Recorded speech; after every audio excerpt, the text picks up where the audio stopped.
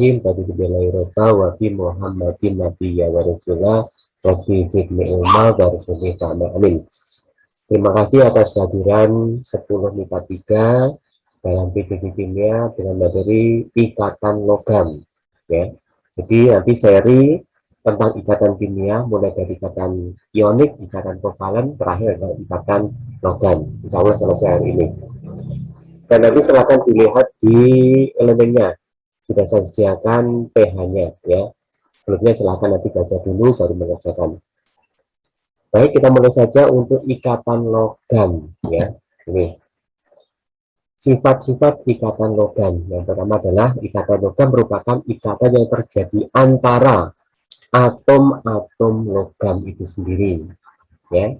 Karena adanya elektron bebas di dalam logam. Yang kedua, pada sukamar umumnya berwujud padat kecuali raksa. Raksa itu wujudnya adalah cair. Yang ketiga adalah sifatnya mengkilat. Kemudian keempat, menghantarkan panas dan listrik dengan baik. Yang kelima, bersifat kuat, keras, dapat ditempa atau dibentuk. Yang terakhir, mempunyai titik didih dan titik lelah yang tinggi. Insya Allah di belakang nanti sudah kita bahas tentang sifat-sifat ini. Mari dilihat nih, susunan atom logam dalam bentuk padat. Atom-atom logam itu tersusun dalam susunan yang sangat rapat ya.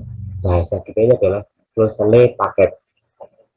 Susunan logam ini terdiri atas ion-ion logam dalam lautan elektron.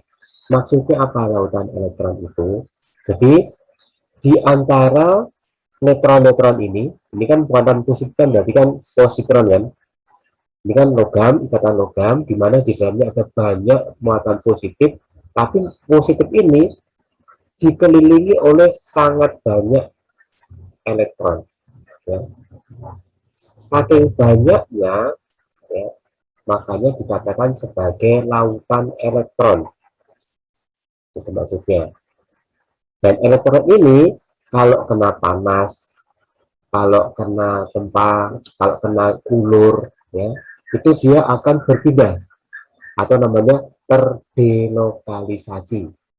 Ya, terdelokalisasi. Ya, jadi kalau di tempat sebelah kiri dia akan berpindah ke sebelah kanan. Kalau dipanaskan dari atas dia akan elektronnya akan bergerak ke bawah. Jadi menjauhi panasnya atau menjauhi tempatnya. Nah ini. Jadi gambaran lautan elektron seperti ini. Dan kalau diperubah-ubah, jadi ikutin aja dari bentuknya persegi panjang menjadi kotak, kemudian menjadi seperti huruf S seperti ini. Nanti akan mengikuti seperti apa yang diinginkan bentuknya itu. Itulah enaknya siapa logam-logam yang bisa dibentuk sesuka kita. Ya. Nah ini gambaran lengkapnya. Jadi dia elektron itu akan mengelilingi semua muatan positif atau positif di sini. Dan gerakannya ini bebas, mau kemana dia bergerak pada ini. Makanya tadi saking banyaknya, ya, saking banyaknya elektron dikatakan sebagai lautan elektron. Oke. Jadi ini materinya itu tidak banyak, cepat sekali. Ya. Susunan atom-atom dalam logam. Berdasarkan hasil penelitian, ini saya baru dapat dari buku tertentu ya, saya carikan yang terbaru juga. Kalau kalian buka buku kimia, cari ikatan logam, paling banyak itu 1 lembar informasinya. Dan ini saya rangkum dari 8 jenis buku lebih jadi satu ini. Berdasarkan hasil penelitian menggunakan spektroskopi sinar X, logam-logam dalam bentuk padatan mempunyai struktur lapis. Ya. Sengaja yang merah-merah itu istilah-istilah kimia sengaja saya sisipkan supaya mudah ada kenal. Lapis, ya. Lalu kita membayangkan bahwa struktur lapis itu tersusun atas tumpukan atom-atom logam yang tersusun terjejal. Ya. Kalau sulit memahami kalimat ini, kalian bisa ingat saat tukang buah menyusun siapa? Apel boleh, menyusun jeruk boleh, menyusun semangka boleh, menyusun manggis boleh ya. Seperti itulah struktur dari lapis ini. Ya. berupa tumpukan atom logam yang tersusun terjejar. Jadi penuh gambarnya. Nah, seperti ini. Ya, jarang ini kalian dapat seperti ini, jarang sekali. Silakan kalau tidak percaya nanti silakan dibandingkan ya buku mana yang ada gambarnya seperti ini. Nah, seperti ini. Jadi ada 3 kemungkinan bentuk lapis tadi. Ya. Yang pertama silahkan dilihat gambar A. Dan saya sudah pernah membuat ini ya, struktur ini dari bola tenis meja ya, sangat sulit ternyata dan habis lebih dari 100 bola saya waktu itu. Yang pertama adalah struktur lapis logam, itu terbagi atas 3. Body center kubik ya, berbentuk berpusat badan. Body center kubik atau BCC itu bahasanya ya, berpusat badan. Jadi ada 1 atom di tengah dikelilingi oleh 8 atom logam yang lain. Jadi 1 di tengah ini sebagai pusatnya ya. Kalau gambarnya dalam bentuk kubus seperti ini ya. Ini 1 atom dikelilingi 8 atom logam yang lain berpusat badan. Yang kedua, face center kubik. Jadi kalau ini FCC berpusat muka. Artinya apa? Tampak muka ya, tampak muka. Dilihat dari mana-mana seperti ini bentuknya. Bentuknya akan sama dari keempat sisi, 1, 2, 3, 4 maupun dari arah atas, bawah, kiri, kanan. Karena tampak berpusat muka. Itu FCC ya. Yang kemudian ada heksagonal plus paket HCP. Jadi atasnya hexa itu ada 6. Jadi ada 6, 1 nih, 1, 2, 3, 4, 5, 6. Jadi 1 atom ya, 1 atom itu dikelilingi oleh 6 atom yang lain. Itu yang bagian atas. Lapis keduanya itu hanya ada 4 atom. Lapis ketiganya 6 lagi ya. Sebenarnya bentuknya, bentuk lapis itu ada 3, tapi juga nanti ada bentuk yang lain ya. Tapi ini tidak banyak diberikan ya. Kalau zaman saya sekolah dulu pasti diberikan, kalau sekarang jarang yang diberikan ini. Jadi ada 3 bentuk struktur lapis, yaitu BCC, FCC, dan HCP ya. Oke, yang sudah absen baru 25 dari 30 yang hadir. Nih, silakan dilihat. Ini saja saya bikinkan tabel seperti ini ya. Model susunan kristal dan contohnya. 1. Susunan kristal logam bentuk HCP. Kalau di bahasa Indonesia adalah susunan rapat heksagonal. Itu terjadi pada logam berilium, magnesium, titanium, zirconium, seng atau zinc, dan kadmium Ct. Jadi logam-logam itu punya keterusan ternyata struktur susunan kristalnya ya. Kemudian contoh yang kedua adalah CCP ya, jadi susunan rapat kubus. Dan silakan dicari sebelahnya lagi ya ini. Nah, ini struktur CCP ini mudah ditempa. Makanya anggotanya adalah nikel, palladium, Pd, platinum, platina, cuprum tembaga, argentum Ag, aurus emas, dan aluminium. Ya, yang paling gampang adalah ini, emas. Bisa dibentuk macam apa saja perhiasan. Ya. Makanya saya kasih tanda merah, mudah ditebak. Yang ketiga adalah bentuk BCC, kubus berpusat badan, yang tengahnya ada di 1 ya.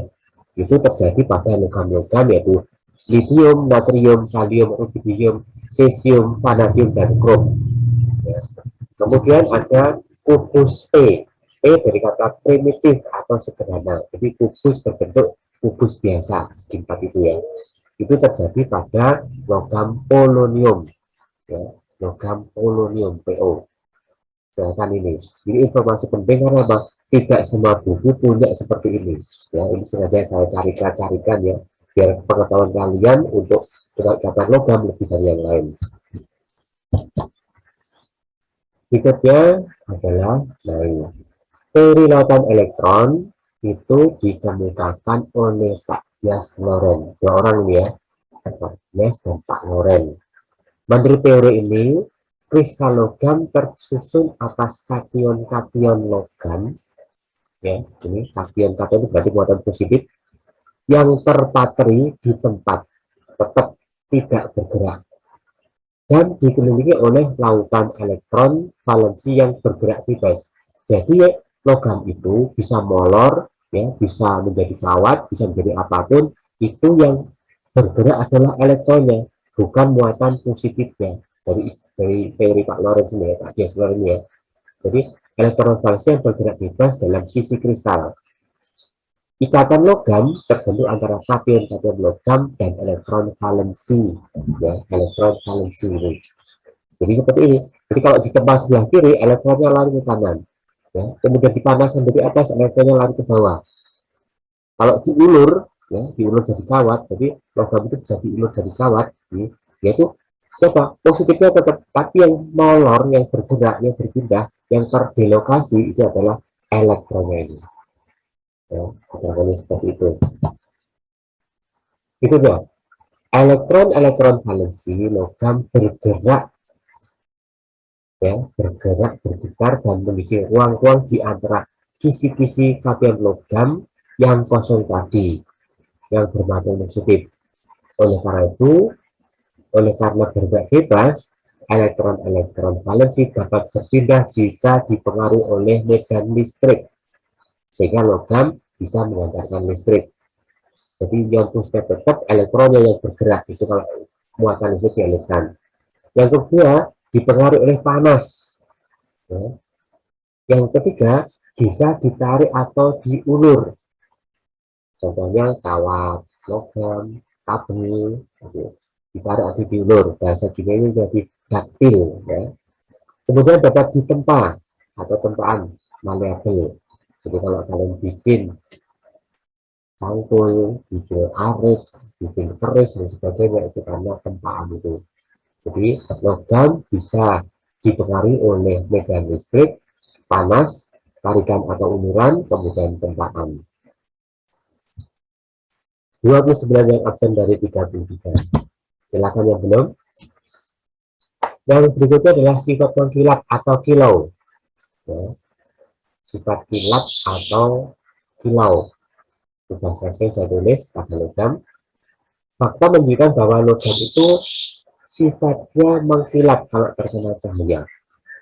Menurut teori Pak Drude dan Lorentz, jika cahaya tampak atau visible jatuh pada permukaan logam, sebagian elektron valensi akan tereksitasi. Tereksitasi itu bahasa penjelasannya adalah berpindah.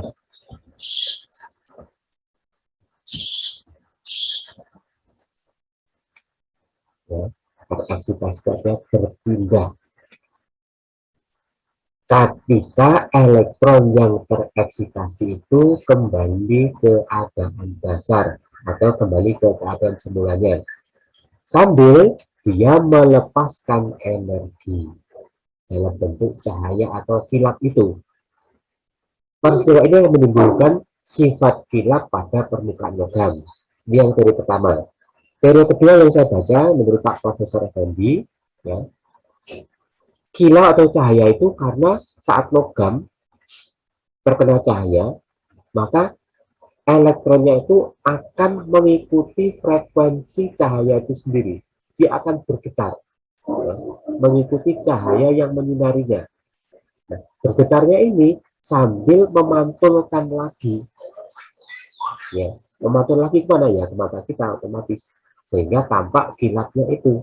Itulah pendapat dari Pak Effendi kalau saya baca di bukunya seperti itu. Ya. Ini penjelasan dari sifat kilap atau kilau. Nah, silakan dilihat gambarnya lagi penjelasannya.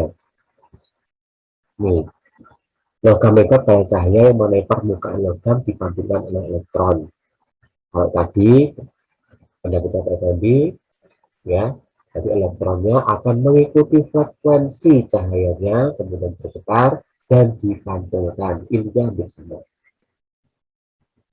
Yang tengah, saat alur listrik dan ke logam, elektron akan berpindah sekaligus mengalirkan listrik dari kutub negatif ke kutub positif ke arah elektron.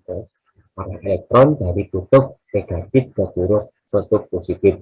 Kalau arah listrik itu dari kutub positif ke kutub negatif. Berikutnya yang kanan, kalau terkena energi panas, ya, akan bergerak serta tumbukan elektron dan proton sebagai panas dapat dihantarkan. Jadi ini penjelasan yang kiri kalau terkena cahaya, yang tengah kalau menghantarkan listrik, kalau yang kanan itu jika terkena panas. Ya, elektronnya saja yang bergerak. Logam sebagai konduktor listrik. Bagaimana penjelasannya? Semua logam bersifat konduktor atau menghantarkan. Siapa? Panas yang baik. Hantar listrik ini disebabkan oleh adanya elektron valensi yang bergerak bebas. Tadi elektron kan bergerak bebas kan dalam kristal logam itu. Jika listrik dialirkan dengan logam, maka elektron valensi logam akan membawa muatan listrik ke seluruh logam dan bergerak menuju potensial yang lebih rendah sehingga terjadi aliran listrik dalam logam. Itu penjelasan konduktor listrik. Semoga ada gambarnya ya. Semoga saya lampirkan gambarnya. Oh, nggak ada gambarnya. Ya. Mirip dengan konduktor tadi, dengan panas, dengan listrik. Kalau dihubungkan dengan konduktor sebagai panas, mengantar panas, sama. Jika sebelah panas atau kalor diserap oleh logam atau dikenakan pada logam, maka elektron valensinya akan bergerak cepat. Ya. Semakin panas, elektron semakin bergerak cepat. Dan elektron tersebut membawa sejumlah kalor yang diserap tadi, yang diterima tadi. Kalau tadi listrik ya energi listriknya, kalau panas ya energi panas yang ada kalornya. Akibatnya kalor dapat didistribusikan ya, oleh logam ke seluruh kisar logam sehingga logam menjadi panas. Ya, jadi panasnya itu tidak merata dulu, baru akan disebarkan ke permukaan logam yang sekitarnya. Kelenturan. Ya. Jadi logam itu lentur. Ya. Kenapa kok lentur? Ya karena mudah dibentuk, mudah ditempa. Sifat logam memiliki sifat lentur, yaitu mudah ditempa, dibengkokkan, ya, tetapi tidak mudah patah. Kisi-kisi kation yang bermuatan positif bersifat kaku, tetap di tempatnya, tidak berpindah. Sedangkan elektron valensi logam bergerak, ya. Jika logam ditempa atau dibengkokkan terjadi pergeseran kation. Tetapi pergeseran ini tidak menyebabkan patah karena selalu dikelilingi oleh lautan elektron. Ya. Kalau ditempa, ya dipaksa berpindah ini. Kalau ditempa, itu dipaksa kationnya bergeser, ya. Bergeser saja, dia mulur. Bahasa Surabaya yang mulur ya. Karena apa? Karena dikelilingi oleh lautan elektron ini, tetapi dia tidak patah. Kecuali tempaannya ini atau ulurannya ini melebihi kekuatan dari siapa? Elastisitas logam itu, baru dikatakan patah atau putus. Ya, jadi ingat apa siapa? Si elektron tadi tidak bisa melindungi kationnya tadi, muatan positifnya tadi. Contoh kelenturan logam yang dapat ditempa di antara adalah siapa? Aluminium, tembaga, tembaga itu Cu, timbal itu Pb ya. Kalau bahasa Jawanya timbel, bahasa Indonesia timbal, bahasa Timanya plumbum ya. Kemudian emas dan perak. Maka banyak kerajinannya nih, aluminium, tembaga, timbal, emas dan perak. Adapun logam yang dapat diulur ya, menjadi sebuah kawat itu adalah nikel, krom, dan besi. Makanya ada namanya kawat nikel, kawat krom, kawat besi seperti itu. Insya Allah nggak banyak gambar logam yang dapat ditebak dan diulur oleh karena yang logam dapat tetap berpikiran. Jadi yang gambar merah ini jika diberikan energi bisa berupa panas ya tadi, bisa berupa pukulan tempaan ya, maka siapa tadi kationnya akan bergeser. Ini kan tadi apa ya, sekarang mengalami pergeseran, tetapi dilindungi oleh siapa nih? Elektron ini. Sehingga dari sebatang besi atau baja, maka bisa dibentuk apapun yang kalian inginkan. Nah, di sini contohnya adalah pembuatan keris. Ya.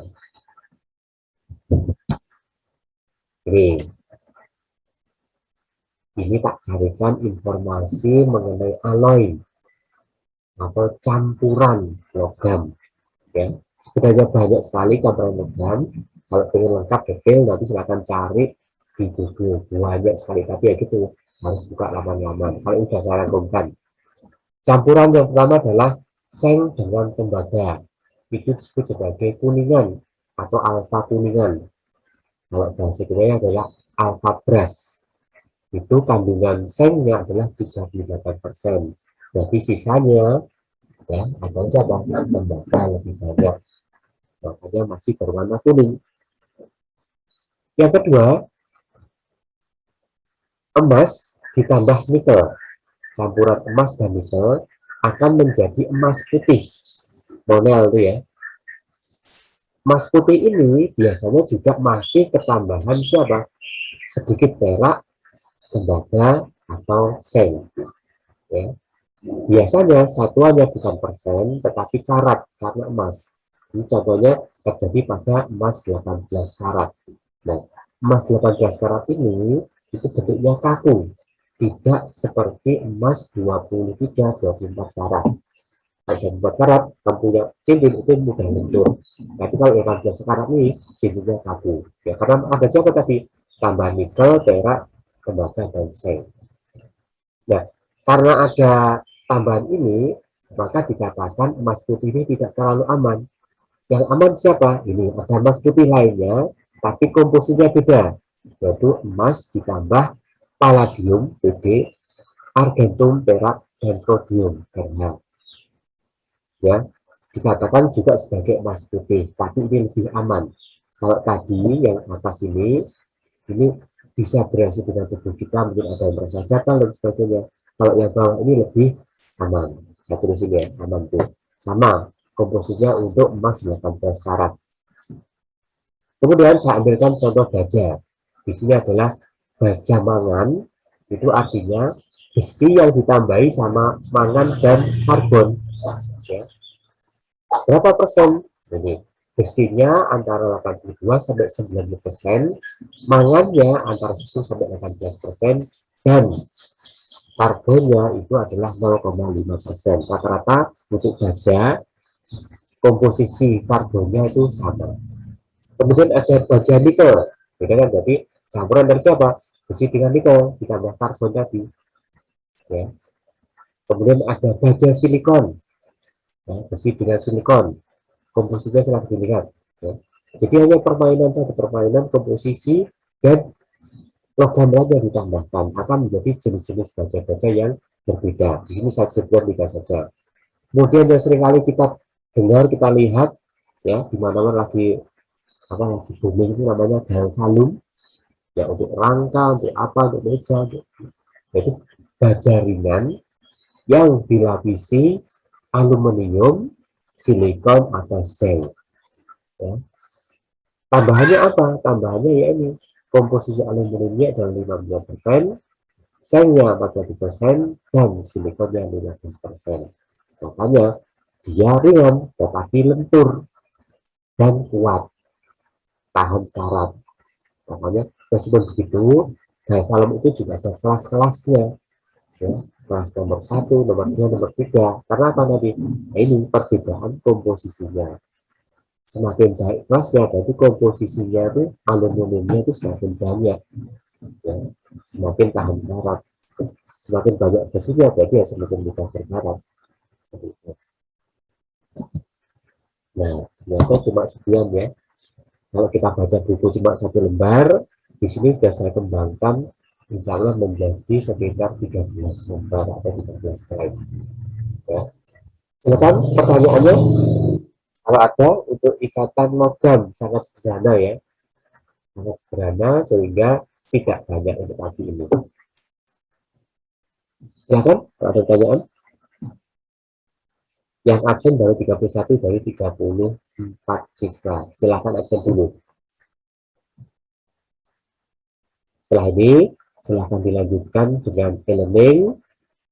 Silahkan belajar dulu tentang ikatan kovalen, ikatan ion, dan ikatan logam ini nanti saya keluarkan di penilaian hariannya atau di e-learning. Ya. Ada pertanyaan? Jadi secepat mungkin karena hari Jumat saya sampaikan ini. Ya, kalau nggak ada pertanyaan berarti bisa dibaca ulang, nanti saya share ya PPT sama videonya ini. Oke, kurang lebihnya mohon maaf. Terima kasih atas perhatiannya. Dari saya, Ibnu dan Siratul Mustaqim. Wassalamualaikum warahmatullahi wabarakatuh. Waalaikumsalam warahmatullahi wabarakatuh. Terima kasih banyak ya Pak. Ya, Terima kasih. sama-sama.